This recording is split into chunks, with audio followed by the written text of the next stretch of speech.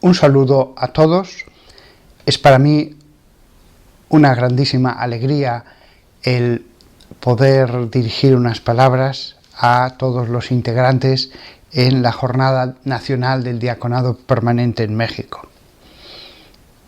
Una verdadera alegría, porque yo considero en mucho a los diáconos. Cuando se me pidió esta intervención en estas jornadas, no tuve la menor duda. Por supuesto que sí, por supuesto que con grandísimo placer participo, porque los diáconos son voluntad de Dios, no una cosa que hayamos creado los humanos. El tema sobre el que voy a hablar es un tema que quizás no es tan esencial como otros, pero que todos los diáconos se lo han planteado. ¿Por qué Dios no repartió la potestad sobre los sacramentos entre los tres órdenes?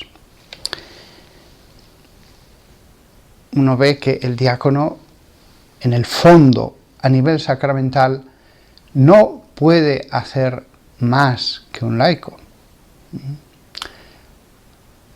Entonces, ¿por qué? ¿Por qué no distribuyó más? Observemos que el obispo solamente tiene un sacramento más sobre el presbiterado, que es la capacidad de dar el sacramento del orden sacerdotal. La confirmación, aunque la suelen dar los obispos, está dentro de la potestas del presbiterado. Con permiso, es completamente válido que lo haga un sacerdote.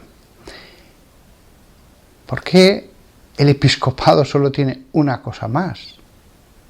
¿Por qué el diaconado ninguna respecto a lo que puedan hacer los laicos en caso de necesidad? Fijaos además que si hubiéramos sido los hombres los que hubiéramos organizado los 3 grados del sacramento del orden, se me ocurre una organización muy sencilla: que el diácono hubiera podido confesar y administrar la unción de los enfermos, y el obispo que fuera reservado a él el orden y la confirmación, que esos 2 sacramentos solo siempre los pudiera dar el obispo y nada más que él. Fijaos que si las cosas se hubieran organizado así, tendríamos con que los laicos podrían tener el sacramento del bautismo y el matrimonio, el diácono tendría la confesión y la unción de los enfermos, el obispo tendría el orden sacerdotal y la confirmación, y el presbítero tendría entre los 2 grados el maravilloso don de la Eucaristía, la celebración de la misa. Humanamente parecería que quedaría mejor así: 2, 2, 2 y 2. El primer grado, en cualquier caso, parece desprovisto de entidad si lo miramos bajo los ojos de la potestad sacramental. Pero el mismo problema ocurre respecto al episcopado. El tercer grado añade tan poco a ese nivel que he hablado, que algunos teólogos medievales se plantearon si el episcopado no sería meramente una adición de autoridad respecto al segundo grado del orden. Esta cuestión fue muy debatida. ¿Es el episcopado solo una mera adición de autoridad? Porque los medievales decían: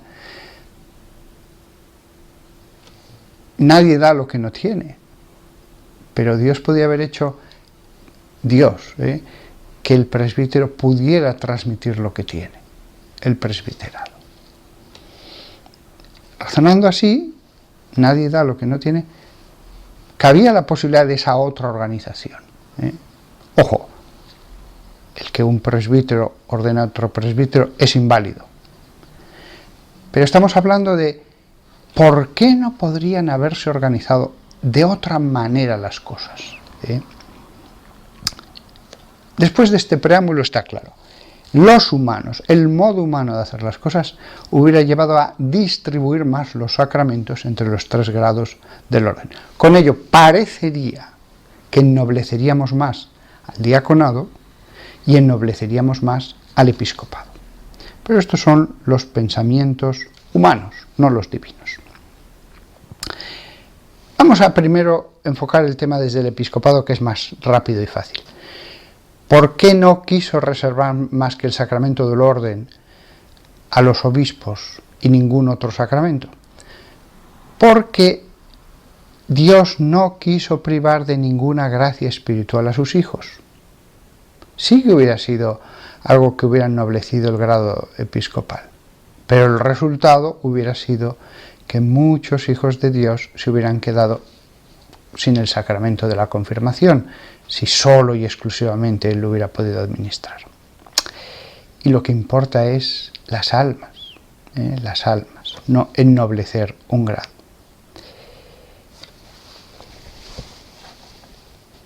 Incluso si los humanos hubiéramos tenido que organizar todo esto, lo hubiéramos hecho como una pirámide. Pocos obispos, más presbíteros, muchos más diáconos. Parece lo lógico, humanamente hablando. Sin embargo, la voluntad de Dios fue que solo hubiera algunos diáconos para recordarnos la enseñanza del servicio. Solo algunos. Por el lado de arriba no se quiso ennoblecer al episcopado reservándole solo los sacramentos, porque no quiso limitar Dios los dones que iban a recibir los fieles sencillos, los laicos en la Iglesia. Es un hecho que, sacramentalmente hablando, el presbiterado contiene casi todo. En cuanto a la potestad sacramental, el episcopado añade poco. Los obispos son pocos, y siempre serán pocos, porque aparecen como los poseedores de la autoridad. Si casi todos fueran obispos, evidentemente, imaginemos que cada 10 presbíteros hubiera un obispo. Pues sería un desorden, porque debe haber pocos obispos para que ellos emerjan de un modo claro como poseedores de la autoridad. Eso no ocurriría, por ejemplo, en esa proporción que acabo de decir, cada 10 presbíteros un obispo. Aunque hubiera después un obispo que organizara las cosas entre los obispos. Los diáconos son pocos, porque son representación del servicio. Pocos obispos, porque aparecen como poseedores de la autoridad. Pocos diáconos, porque son representación del servicio. Hay que enfocarlo de esta manera. Si no fuera esa representación, ¿qué sentido tendría que Dios hubiera creado un clérigo que fuera una realidad incompleta? Dios sabía, si tiene que haber clérigos en mi iglesia, que estos tengan una potestas lo más completa posible. No vamos a limitarla, porque ¿qué vamos a conseguir? Dar más trabajo a los obispos, si los presbíteros no pueden hacer algo. ¿Cómo se ve en este plan de Dios? El segundo grado del orden, el presbiterado, sí que sacramentalmente es completo en sí mismo. Puede dar todos los dones, salvo el sacramento del orden sacerdotal, y para recalcar la dignidad de la confirmación se suele reservar al obispo. Pero el diaconado es completo en sí mismo en su espiritualidad de anonadamiento. En ese sentido es perfecto, es completo, no le falta nada. Si lo entendemos bajo la espiritualidad del anonadamiento. El diaconado es completo para lo que se precisa en su relación de complementariedad respecto al presbiterado o al episcopado. Pero como realidad independiente, si queremos hacer del diácono un pastor, entonces sí que es algo insuficiente. No puede llegar a muchas cosas. Lo normal es entender al diácono como un satélite que orbita alrededor del presbítero, o si son diáconos que están al servicio del obispo, dan vueltas alrededor del obispo. Fijaos que lo propio de un satélite es que orbita alrededor de un astro principal. Es lo propio. Su carácter de servicio y por tanto su humildad se ven más claramente en su puesto junto a un presbítero. Junto. Repasemos un momento la historia de cómo comienza el diaconado en un primer momento. Siempre se dice, de un modo simplificado, necesitaban gente que les ayudara y nombraron a los diáconos. Pero no nos olvidemos de un detalle.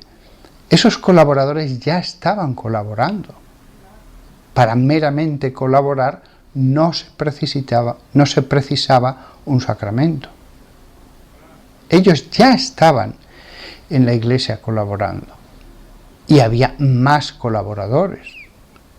El Espíritu Santo fue Él el que quiso que una realidad funcional se convirtiera en algo sacramental. Quiso elevar lo que era una mera función de la Iglesia a algo en lo que iba a derramar unas gracias transformativas y permanentes. Voy a poner un ejemplo. Cuando Dios escoge a Saúl, después lo hará con David, como reyes, los coge. Hubiera bastado eso y que después las voluntades de las tribus hubieran convenido en que esa persona era el rey, para que fuera el rey. Sin embargo, Saúl fue ungido. El óleo santo fue derramado sobre su cabeza, consagrándolo. Él tenía una función civil, pero tan importante era esa función civil que Dios quiso que recibiera unas gracias para que le acompañaran en el ejercicio de esa tan importante función civil. Y no unas gracias que la gracia viene y se va, es algo puntual que actúa. Pero en este caso era una gracia que permanecía, una gracia que transformaba, que ocurría algo en el alma a través de lo cual se le ayudaba al ejercicio de su función como rey. Lo mismo pasó con los diáconos. Ya colaboraban antes de la ordenación. Estaban esos 7 diáconos, pero había más gente que colaboraba. Sin embargo, fue el Espíritu Santo el que dijo, no, quiero que reciban gracias para ejercer esta función. Eso es el diaconado. Es algo que de ser una función pasa a ser algo sagrado. Pasa a ser algo que va a estar unido al sacramento el segundo grado del sacramento y el primero, el tercero, el episcopado. Con lo cual, tenemos que evitar toda concepción humana de esta realidad sagrada. Tenemos que evitar verlo solo como una función cuando en realidad es algo sacramental. Podría haber sido otra cosa, podría haber sido otro grado del sacramento del bautismo o cosas así, pero Dios dijo no, del sacramento del orden, sapientísimamente. El diaconado, por lo tanto, es una vocación, no un título de reconocimiento al buen trabajo eclesial de un laico. Pero lo hemos visto. Está ordenado ad ministerium, al servicio. No debe centrarse en el pastoreo. Lo suyo es el servicio. Lo suyo es ser satélite de un pastor. Si va a ser pastor, si el diácono va a ser enviado, mira, nos faltan sacerdotes, te enviamos a esta zona de las montañas, a esta zona de misión y pastorea. Para eso hazlo pastor con todo el poder sacramental, si se puede, si tiene la formación adecuada, intelectual, si tiene según la regulación canónica un estado que no le impide que esté soltero o viudo. Si va a ser pastor, que sea pastor. El diácono no es un pastor de segundo orden, es un satélite, porque lo que él quiere es estar junto al presbítero. Lo que él quiere es ser satélite, ser humilde, es el recordatorio constante de la humildad de Cristo, que se pone en un segundo plano, que se anonada, que calla. Esta es la realidad más profunda de por qué a lo que fue una mera función se la sacralizó desde el primer momento, y no por voluntad de los hombres. Los sacramentos no podemos cambiarlos los humanos.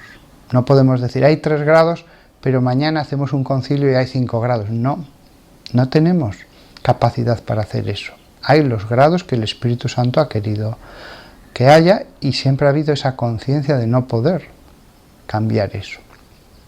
Desde el principio, además de que se recibe un sacramento con la misma materia y forma, solo cambia la fórmula, pero todo lo demás es igual. Siempre ha existido esa conciencia. Están unidos al sacerdocio. Pero claro, él no se convierte en centro en sí mismo. Para eso háganlo presbítero. Con lo cual, ver el origen de todo esto nos lleva a una llamada a la humildad. El diácono nunca puede decir, es que no me valora, es que no me tienen en cuenta, es que no sabe la realidad teológica del diaconado y entonces a mí es como si no existiera. Bueno, tu vocación es a la humildad. Tu vocación es a la humildad. Y por eso tan bonito que en la liturgia el diácono esté junto al obispo. Representación viva del servicio de Cristo. Pero hay que servir. Lo mismo que el pueblo judío vive y es la representación viva del Antiguo Testamento, como decía Santo Tomás, Dios ha querido que perviva ese pueblo. No es que casualmente ha pervivido, no. Dios hubiera querido que todos se convirtieran y que aceptaran al Mesías. Pero dado que no fue así, que pervivan. Porque ellos son representación viva del Antiguo Testamento. Lo mismo el diácono. El diácono es representación viva de Jesús humilde, que sirve, que calla, que está en un segundo plano. Si uno no tiene este espíritu, que no se haga diácono, que no se haga diácono. El diácono no puede ser una prima donna. El diácono no puede ser, decir, mira, la parroquia tiene dos centros, nuestro párroco y el diácono. No, eso es un descentramiento. Vamos a profundizar en esta realidad del diaconado, viendo la historia de cómo se nombraban a los distintos grados del orden en la iglesia primitiva. Hablo del siglo I, II y III. ¿Cómo se escogía a un presbítero? El apóstol Pablo, o Andrés, o Bartolomé, iban por una zona evangelizando, anunciando la buena nueva. Había más que querían escucharles, se acababa formando una pequeña comunidad. Con el tiempo había bautizados. Él les celebraba en aquella época una vez a la semana, el sábado por la tarde, al caer la noche, como era la cena pascual, la primitiva, la cena del Señor. Estaba un tiempo con ellos. Pasado ese tiempo, se marchaba, pero volvía a ver cómo iban las cosas entre esos bautizados. Les enviaba a otros que soplaran sobre esas brasas, sobre ese fuego, para que se mantuviera y se aumentara incluso. Cuando ya había pasado un tiempo y una comunidad estaba ya consolidada y había personas formadas, bien fuera por el apóstol directamente, bien fuera porque el apóstol después de predicar les enviaba gente de otros lugares para que les catequizaran, etcétera, les celebraran la cena del Señor. Pues cuando ya estaba formada una comunidad, estamos hablando de 40 personas, 50 personas, 70 como mucho, eso es lo máximo. Las comunidades en el siglo I eran pequeñitas, de unas 50 personas, las que cabían en el salón de una casa. Cuando esa comunidad estaba consolidada, entonces el apóstol preguntaba, sacaba la cuestión delante de todos: ¿quién podría ser aquí un buen anciano, un presbíteros? Buena parte del apostolado, salvo Pablo, en el siglo I, se hace con los judíos. Se comienza en la sinagoga y después se visita la comunidad judía, etc. Entonces, ellos decían, pues hombre, aquí, mira, Samuel, se dedica, es comerciante, pero sabe muy bien las escrituras, las conoce muy bien. O ya no digamos nada si había un rabino converso en la comunidad, o un hijo de rabino que había crecido mamando las escrituras todo el tiempo. Pues mira, este es muy bueno. ¿Aceptarías tú el ser el presbítero de esta comunidad? Y él, bueno, si todos lo veis de acuerdo, a veces en un grupito tan pequeño estaba muy claro quién era el mejor formado, que fuera un hombre prudente y de cierta edad, que da una experiencia, por eso es un presbíteros, un anciano.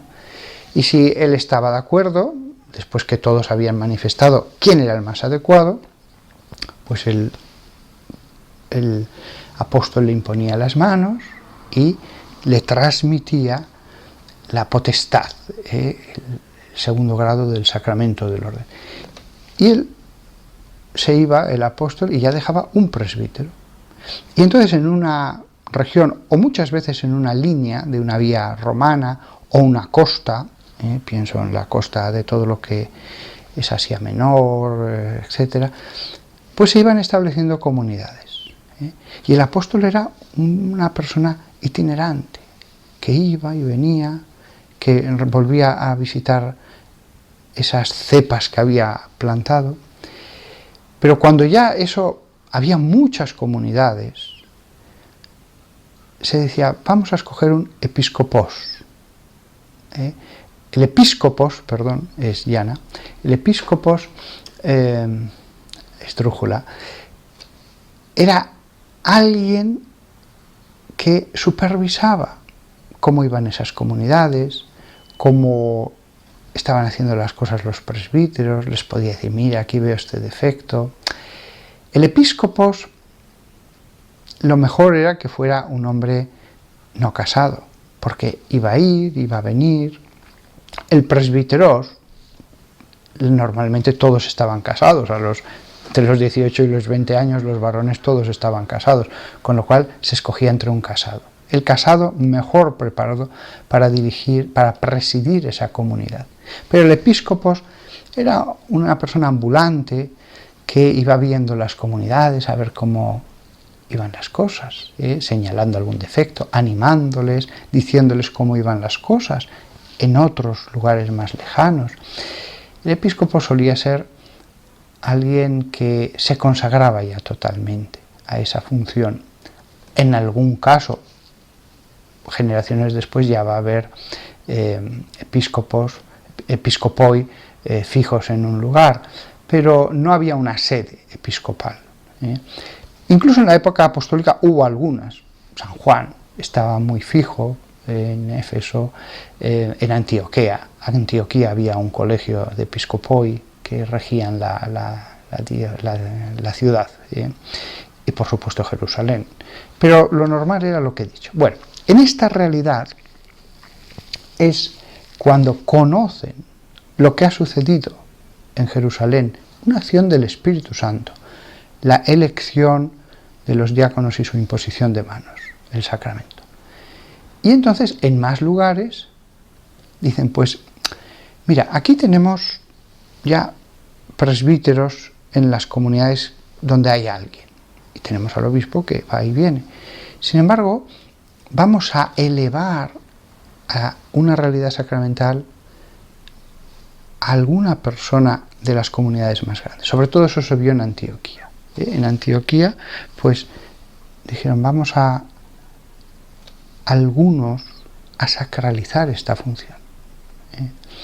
Aquellos que ya no es que ayuden alguna vez, cuando puedan y tal, cuando les deje, sino que quieren que haya una consagración a la función de servir. Esos eran los diáconos, que por supuesto primero aparecieron en las grandes iglesias. Con una mentalidad humana, como decía antes, hubiéramos pensado obispos, más presbíteros, y donde no haya presbíteros vamos a enviar a los diáconos. No, no fue eso. Los diáconos, donde aparecen primero en todas partes, es en las grandes sedes, donde hay presbíteros y hay una organización asistencial, etc. En las pequeñas comunidades no. San Pablo no va a saludar a ningún diácono en sus pequeñas iglesias fundadas. Tampoco dicen nombrar a un diácono y después nombraré a un presbítero y después llega a obispo. No es así como funcionan las cosas en la era apostólica. No es así. De golpe pasas a ser presbítero.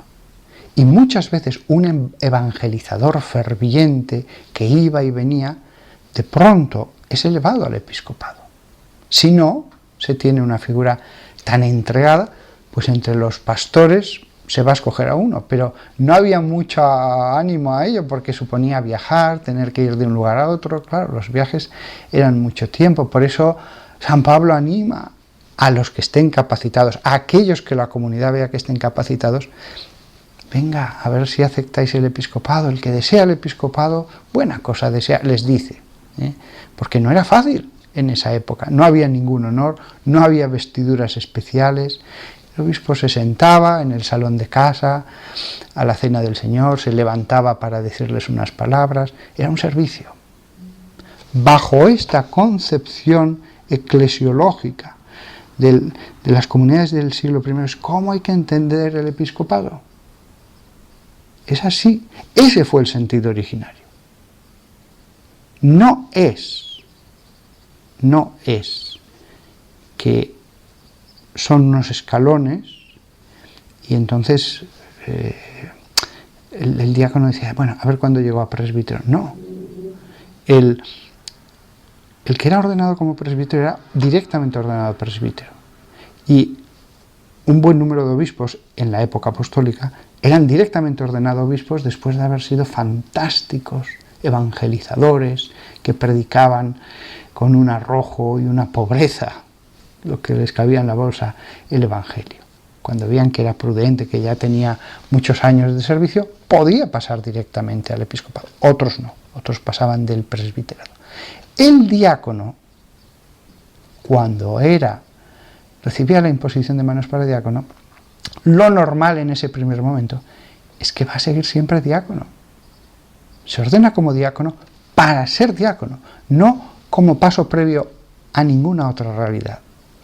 Yo estoy en Antioquía, estoy ayudando cuando puedo aquí en la iglesia, pero ahora ya me voy a dedicar al 100% o al 75%, o aunque solamente sea a la mitad de tiempo, porque había diáconos que serían zapateros, otros serían vendedores de vinos, otros, pero la diaconía implicaba consagración ya al servicio. Ya no es, bueno, cuando pueda os ayudo. No, quiero servir, mi vocación es al servicio. Y eso fue lo que Jesús sabía que era tan importante, que lo sacraliza con el sacramento. Fijaos la diferente concepción entre el que, bueno, diaconado, no sé qué es esto, pero yo lo que quiero en realidad es pasar a lo otro, el ser sacerdote. Es una diferencia muy grande, si os fijáis. Es cierto que este escalonamiento sí que existe.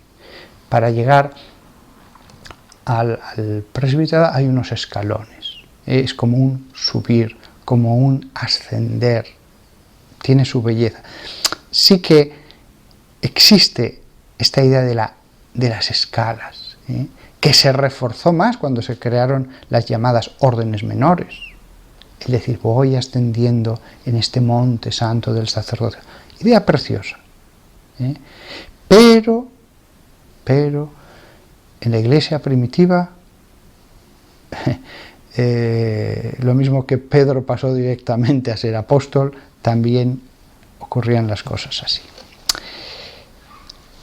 Una cosa que me gustaría también que pensáramos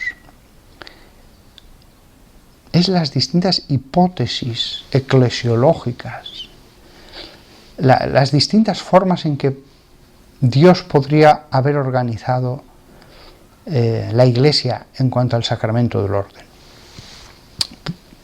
Esto no lo hago como un mero ejercicio de imaginación teológica, es que nos va a llevar a entender más qué es el diaconado. Vamos a imaginar este escenario.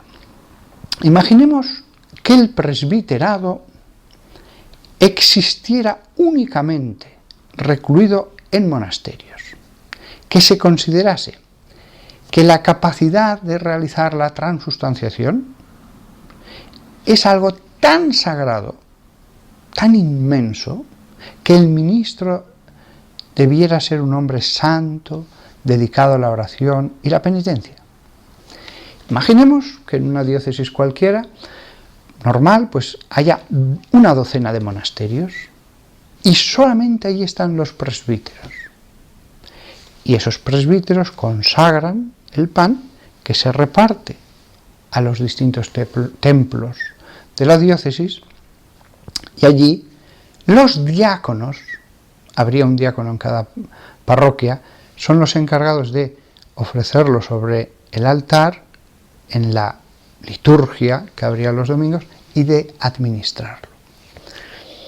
En esta hipótesis, el obispo sí que uniría en su persona el poder sobre todos los sacramentos junto con la autoridad. Este modo de organizar las cosas tan original es uno de los modos en que podría haber funcionado la Iglesia. No nos olvidemos que en la Iglesia ortodoxa los obispos se escogen solo entre los monjes de los monasterios.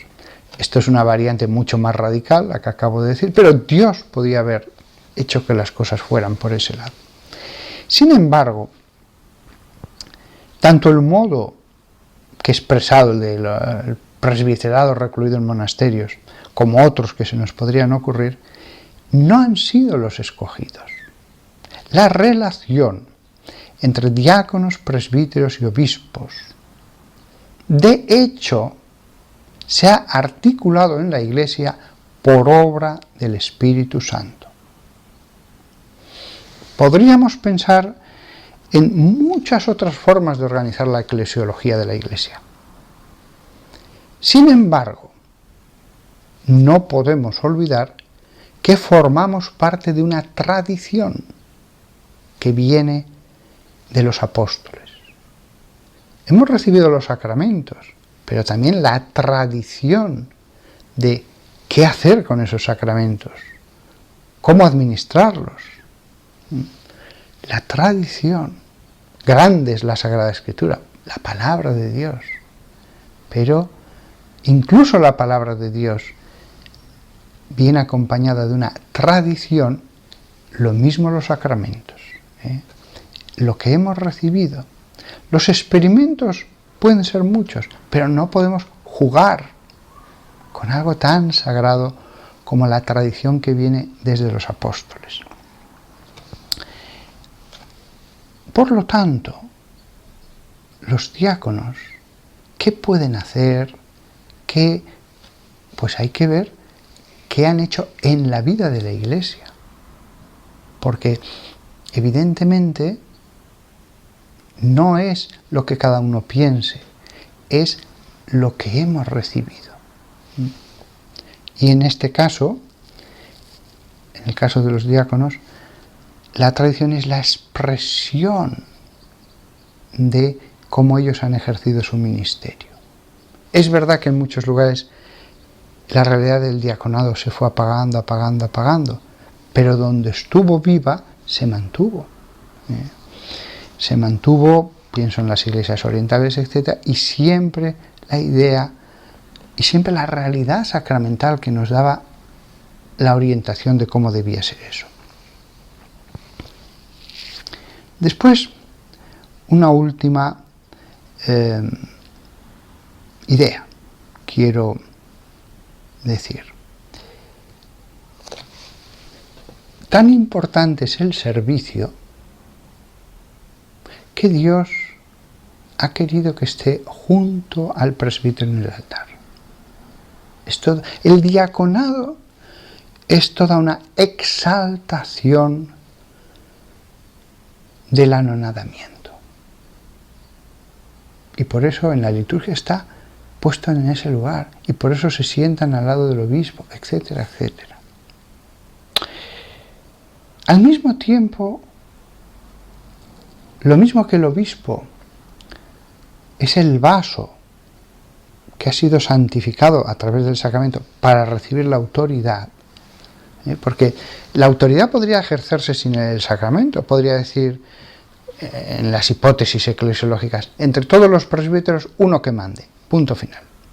Pero no, Dios quiso tomar un vaso, transformarlo sacramentalmente para que contuviera la autoridad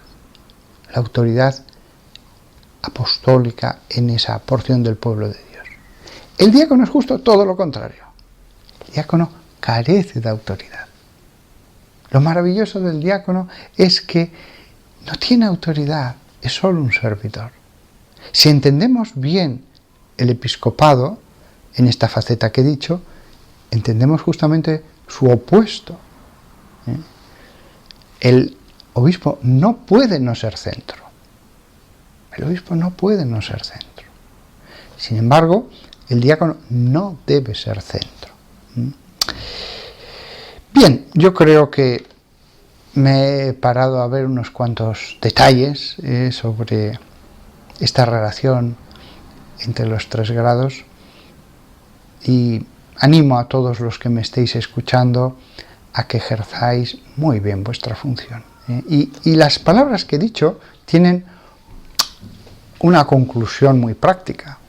Si examinamos esta teología, la eclesiología de esa relación, Nunca os sintáis ofendidos de que no se os tenga en cuenta, de que, ay, es que no me pide predicar nunca, es que estoy aquí como si no estuviera. Fantástico, fantástico. Aquí estoy para servir. Otra conclusión, nunca os sintáis como clérigos de segunda categoría, no. Vuestra realidad es específica. Sois completos en vosotros mismos. Sois completos. No hay nada que envidiar. Servir. La luz que da el servicio.